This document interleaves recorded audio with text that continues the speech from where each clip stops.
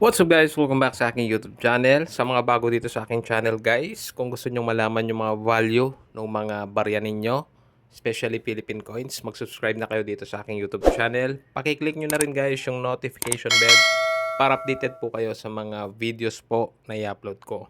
So ngayong araw guys, pag-uusapan natin itong piso, which is madalas din itanong sa akin no, kung may value nga ba ito, which is itong ASEAN po na piso. So itong ASEAN po na piso na ito is a commemorative coin. Same po nung mga ibang piso na mga Horacio de la Costa. Ayan, mga ano po yan, no? Tinatawag po dyan ay commemorative coin. Ngayon po, nagsisirculate po itong commemorative coin na ito.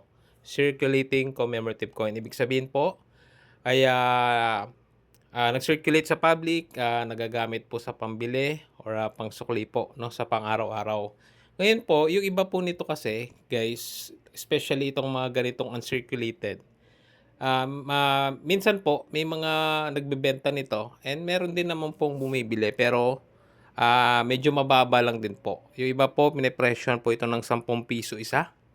Ayan, lalo na kung mga uncirculated po. May mga iba kasing nagko-collect po nito, no? Itong mga ganitong commemorative coins. Ngayon naman po, meron din po kasing ganitong ASEAN, same po dun sa mga ibang commemorative coins po, which is naka-blister pack. Yun po yung medyo mataas yung value, no? Kasi meron na po siyang packaging na ganito.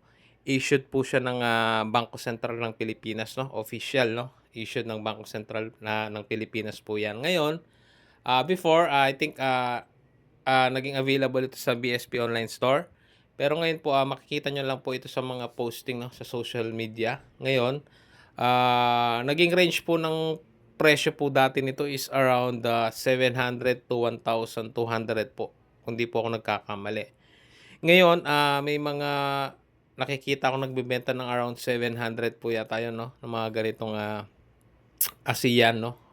Between 700 to 1,000. So, depende rin naman po kasi yan sa, ano, sa nagbebenta, no? Most probably, pagka syempre, binebenta po ng medyo mataas, ay medyo mataas din po nilang nabili itong mga ganitong blister pack, no? So, pag medyo mababa naman at gusto nilang i-liquidate or gusto na po nilang ibenta para maging pera po, is binibenta nila ng medyo mababa din kasi mababa din nila nakuha. Pero yung pong mga hawak ninyo ng mga coins po na gaya po nitong hawak ko is medyo bibihira po talaga yung bumibili niyan, no?